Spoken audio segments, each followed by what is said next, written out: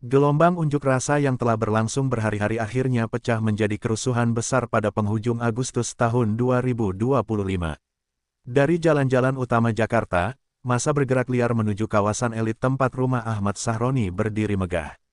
Rumah itu selama ini dikenal sebagai simbol kemewahan seorang wakil rakyat yang kerap memamerkan koleksi mobil sport dan gaya hidup mewahnya. Namun malam itu, rumah yang pernah jadi kebanggaan berubah menjadi sasaran kemarahan rakyat. Pagar besi yang menjulang tinggi tak mampu menahan dorongan massa. Dengan teriakan penuh emosi, mereka mendobrak pintu gerbang hingga roboh. Setelah itu, ratusan orang merangsek masuk ke halaman. Suasana yang awalnya hanya berupa protes berubah menjadi amukan tak terkendali. Mobil-mobil mewah di garasi dirusak dengan benda tumpul, kaca jendela dilempari batu, dan pintu rumah dihantam berulang kali. Rekaman amatir warga memperlihatkan bagaimana massa menyeret sofa keluar rumah lalu membakarnya di halaman depan. Api menyala terang, mengubah malam menjadi seperti medan perang kecil di tengah kota. Polisi yang siaga di sekitar lokasi mencoba menahan, tetapi jumlah mereka kalah jauh dibanding massa. Gas air mata ditembakkan, namun hanya membuat suasana semakin kacau. Bentrokan pecah di jalan depan rumah. Suara tembakan peringatan bercampur dengan jeritan warga yang panik. Beberapa orang terjatuh akibat dorongan massa, sementara aparat kewalahan menjaga barisan. Rumah tetangga ikut terkena dampaknya. Kaca pecah, pagar rusak, dan suara tangisan anak-anak terdengar dari balik rumah-rumah yang terjebak dalam kerusuhan. Bagi massa, rumah itu bukan sekadar bangunan. Ia dianggap simbol ketidakadilan sosial yang makin hari makin terasa. Kata-kata Ahmad Sahroni di masa lalu, yang menyebut pengkritik DPR sebagai orang tolol, kembali memicu bara amarah. Tagar terkait namanya meledak di media sosial. Dalam hitungan menit, rekaman penjarahan viral di berbagai platform, memperlihatkan detail kerusakan yang terjadi. Warga sekitar memilih bersembunyi di dalam rumah. Mereka takut menjadi korban amukan massa yang tak lagi bisa dikendalikan. Mobil pemadam kebakaran sempat dipanggil karena api di halaman rumah mulai membesar. Namun kendaraan itu sulit masuk akibat jalanan dipenuhi massa. Asap hitam membumbung tinggi ke udara. Dari kejauhan, kobaran api terlihat jelas, menambah kepanikan warga yang melintas di sekitar lokasi. Petugas medis mengevakuasi beberapa korban bentrok yang terluka. Ada yang terkena lemparan batu, ada pula yang sesak napas karena gas air mata. Sementara itu, ajudan pribadi Ahmad Sahroni yang berada di lokasi melaporkan situasi secara langsung kepada sang politisi. Dengan suara panik, ia menggambarkan bagaimana rumah itu hancur di depan mata. "Bang, mereka sudah di dalam. Semua mobil dirusak, barang-barang dibakar." Begitu laporan yang terekam dalam komunikasi internal. Dari luar negeri, Ahmad Sahroni hanya bisa mendengarkan. Ia marah, namun tak berdaya untuk menghentikan amukan massa. Kekecewaan masyarakat pada dirinya telah menumpuk. Rumah itu hanyalah wadah bagi letupan emosi yang sudah lama menunggu kesempatan meledak. Salah satu rekaman memperlihatkan massa berteriak, "Ini balasan rakyat. Kami tidak akan diam lagi." Seraya melempar kursi ke arah jendela. Kerusakan terus meluas. Hampir semua ruangan di rumah besar itu dirambah massa, meninggalkan puing dan abu. Aparat akhirnya berhasil memukul mundur sebagian massa, tetapi rumah sudah dalam kondisi luluh lantak. Beberapa jam setelah kejadian, garis polisi dipasang mengelilingi lokasi. Wartawan dan warga berdatangan, mengambil gambar sisa-sisa kebakaran. Judul-judul berita langsung bermunculan di portal daring, "Rumah Sahroni dijarah rakyat, simbol kemewahan jadi amukan massa," hingga "Wakil rakyat kehilangan rumahnya." Pagi harinya, suasana masih penuh asap sisa kebakaran. Bau hangus menyengat, dan bangkai mobil mewah masih terparkir dalam keadaan terbakar. Warga sekitar mendeskripsikan malam itu sebagai malam neraka yang tak akan mereka lupakan. Seorang ibu rumah tangga mengatakan, "Kami ketakutan, anak-anak menangis, kami hanya bisa bersembunyi." Api dan teriakan terdengar sepanjang malam. Kerugian materi diperkirakan mencapai puluhan miliar rupiah. Namun kerugian politis jauh lebih besar daripada sekadar harta benda. Video penjarahan menjadi bukti nyata bahwa jarak antara rakyat dan wakilnya kian melebar. Sahroni tak lagi hanya disorot sebagai politisi, tetapi sebagai simbol jurang sosial. Pakar komunikasi politik menilai, rumah itu dihancurkan bukan semata-mata karena harta, melainkan sebagai representasi amarah kolektif. Bagi sebagian rakyat, aksi itu adalah pesan keras kepada elit politik. Bagi yang lain, ini menjadi peringatan bahwa ketidakadilan sosial bisa meledak sewaktu-waktu. Di media sosial, dukungan terhadap aksi massa bercampur dengan kecaman atas tindakan anarkis. Perdebatan panjang terjadi, memecah opini publik. Namun satu hal jelas, peristiwa itu mengubah citra Ahmad Sahroni secara drastis di mata rakyat. Ia yang sebelumnya dikenal dengan julukan Crazy Rich Tanjung Priok, kini disebut-sebut sebagai wakil rakyat yang dijarah rakyat. Peristiwa ini juga menjadi peringatan bagi politisi lain. Tak ada lagi jarak aman jika rakyat sudah merasa muak. Sisa reruntuhan rumah Sahroni menjadi simbol baru. Bukan lagi tentang kekayaan, melainkan tentang rapuhnya kepercayaan publik. Media internasional pun menyoroti kejadian ini. Reuters, AP, hingga media Asia lainnya memberitakan bahwa kerusuhan rakyat Indonesia kini menyasar rumah para pejabat. Kondisi di Jakarta masih tegang beberapa hari setelahnya. Polisi memperketat penjagaan di beberapa kompleks perumahan pejabat. Namun trauma tetap membekas. Warga setempat masih sulit melupakan dentuman kaca pecah, kobaran api, dan jeritan massa malam itu. Penjarahan rumah Ahmad Sahroni menjadi salah satu peristiwa politik paling dramatis di Indonesia pasca reformasi.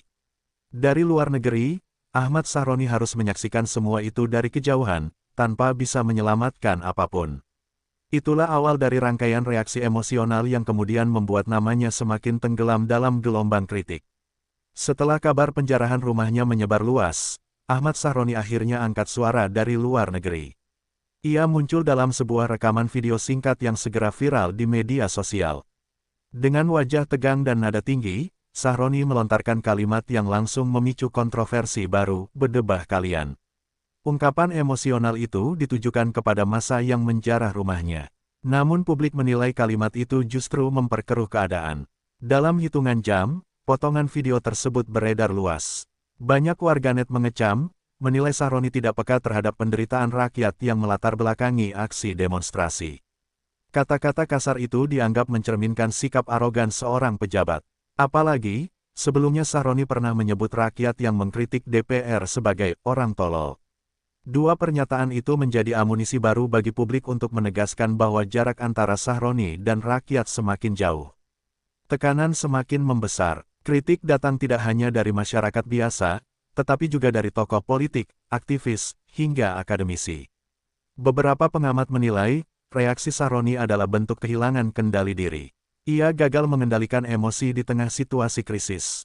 Di sisi lain, pendukung Sahroni mencoba membela dengan mengatakan bahwa siapapun akan terpancing emosinya jika rumahnya dijarah. Namun narasi pembelaan itu tenggelam oleh gelombang kritik yang jauh lebih besar. Merasa terdesak, Ahmad Sahroni akhirnya menyampaikan permintaan maaf secara resmi melalui sebuah video panjang. Dalam video itu, ia tampak lebih tenang. Dengan suara bergetar, ia berkata, "Untuk seluruh rakyat Indonesia, saya minta maaf yang sebesar-besarnya atas ucapan yang telah saya lontarkan." Ia mengaku hilaf dan menyesal telah mengucapkan kata-kata kasar. Menurutnya, reaksi emosional itu muncul karena ia terpukul melihat rumahnya hancur. Meski meminta maaf, Sahroni juga menyatakan enggan untuk segera pulang ke Indonesia. Ia beralasan keselamatan dirinya masih terancam. Pernyataan itu kembali menimbulkan perdebatan. Sebagian menilai wajar, sebagian lain mengecamnya sebagai sikap pengecut. Publik berharap seorang wakil rakyat menghadapi masalah bersama rakyat, bukan justru lari ke luar negeri. Tekanan terhadap dirinya makin berat ketika media internasional juga menyoroti pernyataannya. Reuters, AP, hingga media Asia menulis bahwa seorang anggota DPR Indonesia menyebut rakyatnya berdebah setelah rumahnya dijarah. Narasi itu semakin mencoreng citra politik Indonesia di mata dunia. Di dalam negeri, permintaan maaf Sahroni dianggap terlambat. Netizen ramai-ramai menuliskan bahwa maaf tidak cukup untuk menghapus kemarahan rakyat.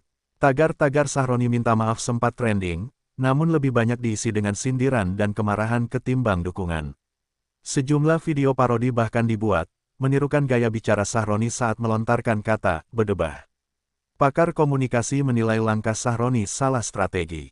Menurut mereka, seharusnya ia langsung meredam emosi sejak awal, bukan malah melontarkan kata kasar. Permintaan maaf yang datang belakangan dianggap tidak tulus karena dipicu tekanan publik, bukan kesadaran pribadi. Selain itu, Sahroni juga sempat menyindir tetangganya. Ia menyinggung bahwa banyak orang melupakan kebaikan yang pernah ia lakukan. Pernyataan itu kembali memancing kritik. Publik menilai seharusnya seorang pejabat tidak menagih kebaikan, apalagi di tengah krisis. Setiap ucapan Sahroni dalam periode ini terus dipantau dan dikomentari warganet. Setiap gestur dan nada bicara dianalisis, seringkali dengan nada sinis. Media pun berlomba-lomba mengangkat perkembangan pernyataannya. Dari televisi hingga portal berita daring, nama Sahroni memenuhi headline. Pakar hukum tata negara menyebutkan bahwa pernyataan seorang pejabat publik, apalagi anggota DPR, tidak bisa dianggap remeh. Kata-kata kasar bisa mencoreng lembaga yang diwakilinya. Di parlemen, beberapa koleganya bahkan ikut angkat bicara. Ada yang menyarankan Sahroni segera mundur, ada pula yang meminta partai segera mengambil sikap tegas. Reaksi publik yang begitu keras menunjukkan krisis kepercayaan yang akut. Rumah dijarah, reputasi hancur, dan kini jabatan pun terancam. Sahroni sendiri dalam wawancara berikutnya menegaskan bahwa dirinya tidak akan menyerah. Ia mengatakan masih memiliki semangat untuk membuktikan dirinya kepada rakyat. Namun banyak pihak menilai, jalan untuk memulihkan kepercayaan publik hampir mustahil. Luka sosial yang muncul terlalu dalam. Beberapa akademisi menyebut kasus ini sebagai pelajaran pahit bagi para pejabat lain. Ucapan yang meremehkan rakyat bisa berujung pada konsekuensi besar. Dalam diskusi publik, masyarakat menyuarakan bahwa mereka muak dengan gaya hidup mewah pejabat di tengah krisis ekonomi. Reaksi Sahroni menjadi bukti nyata bahwa jurang sosial dan politik sudah sangat lebar. Pakar psikologi politik bahkan menyebut kasus ini sebagai bentuk ledakan akumulatif, di mana satu ucapan kasar mampu memicu kehancuran karir seseorang. Kini, setiap kali nama Sahroni disebut, publik tak lagi mengingat program kerja atau prestasi politiknya. Yang diingat hanyalah kata, tolol, dan bedebah. Reputasi yang dibangun bertahun-tahun runtuh hanya dalam hitungan hari. Bagi sebagian rakyat, permintaan maafnya dianggap sekadar formalitas tanpa makna. Namun ada pula yang melihat ini sebagai titik balik. Mereka menilai Sahroni bisa menjadikan peristiwa ini sebagai pelajaran penting jika ingin bertahan di dunia politik. Meski begitu, rasa skeptis tetap mendominasi. Sulit membayangkan seorang politisi bisa bangkit kembali setelah dihujani begitu banyak kritik. Permintaan maaf itu pun tidak mampu meredam keresahan sosial. Demonstrasi tetap berlanjut di beberapa daerah, meski tidak lagi secara spesifik menyasar dirinya. Dalam konteks politik nasional, reaksi Sahroni menjadi bahan evaluasi besar bagi partainya. Nasdem berada dalam posisi sulit antara membela kader atau menjaga citra publik. Gelombang kritik belum menunjukkan tanda-tanda reda. Ahmad Sahroni tetap menjadi tokoh paling disorot di Indonesia. Babak baru dari kasus ini segera datang ketika partai akhirnya mengambil langkah drastis terhadap dirinya. Dan sejak saat itu, reaksi pribadi Sahroni bukan lagi sekadar masalah individu, melainkan masalah politik yang lebih besar. Gelombang reaksi publik atas penjarahan rumah Ahmad Sahroni ternyata tidak berhenti pada isu kriminal semata. Dalam waktu singkat, peristiwa itu merembet ke ranah politik dan mengguncang internal Partai Nasdem. Sosok Sahroni yang sebelumnya dikenal sebagai politisi flamboyan kini berada di bawah sorotan tajam, bukan hanya dari masyarakat, tetapi juga dari partai tempatnya bernaung. Dewan Pimpinan Pusat DPP, Partai Nasdem akhirnya mengambil keputusan mengejutkan dengan menonaktifkan Ahmad Sahroni dari seluruh jabatan struktural di partai. Langkah ini diambil menyusul derasnya kritik publik dan kekhawatiran bahwa keberadaan Sahroni akan menjadi beban elektoral. Keputusan itu diumumkan secara resmi melalui konferensi pers di kantor DPP Nasdem, Jakarta. Sekretaris Jenderal Partai Nasdem menyampaikan bahwa partai tidak bisa menutup mata terhadap perkembangan situasi dan harus menunjukkan sikap tegas demi menjaga marwah organisasi politik. Partai Nasdem adalah partai yang menjunjung tinggi moral, integritas, dan kepercayaan publik. Dengan berat hati, kami memutuskan menonaktifkan sementara Saudara Ahmad Sahroni dari seluruh jabatan, ujar Sekjen Nasdem di hadapan awak media. Pernyataan itu sontak menjadi headline di berbagai media nasional. Banyak yang menilai bahwa langkah partai adalah upaya penyelamatan citra jelang kontestasi politik mendatang. Reaksi publik pun beragam. Sebagian menilai keputusan tersebut tepat karena menunjukkan keberpihakan partai kepada suara rakyat. Namun, ada juga yang menganggap keputusan itu terlalu tergesa-gesa dan justru meninggalkan kesan partai tidak melindungi kadernya. Sumber internal Nasdem mengungkapkan bahwa desakan penonaktifan Sahroni sudah menguat sejak malam penjarahan.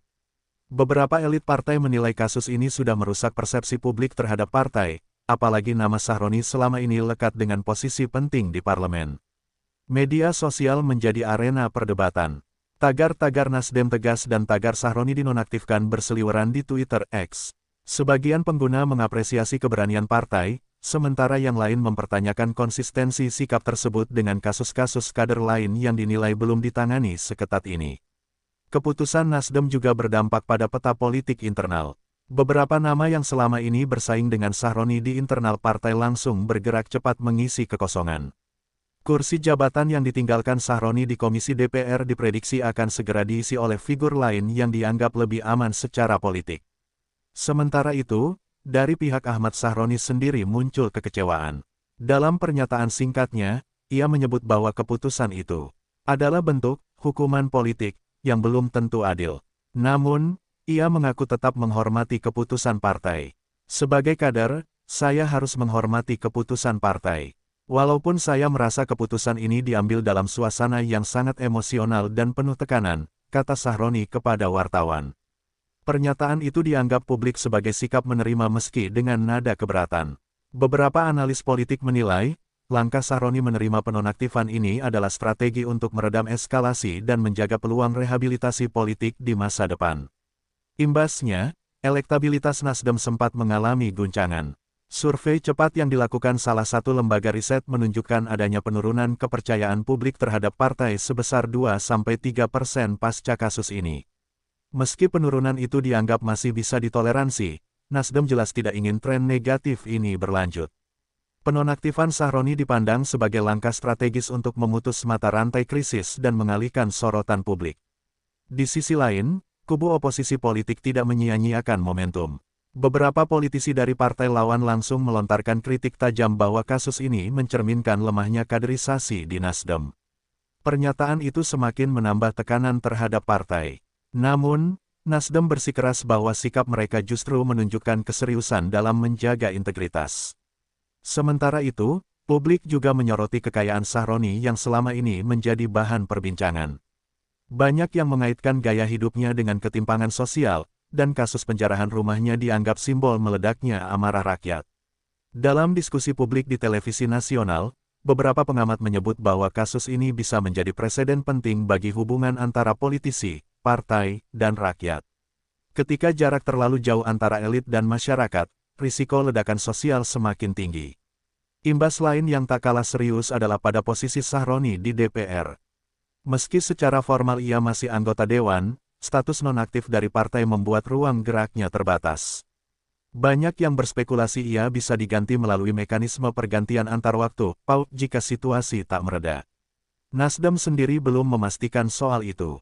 Namun, sinyal ke arah sana mulai terlihat. Beberapa tokoh senior partai mengatakan bahwa partai siap menempuh PAU jika publik terus mendesak. Kabar penonaktifan Sahroni juga menimbulkan simpati dari sebagian konstituennya di Jakarta Utara.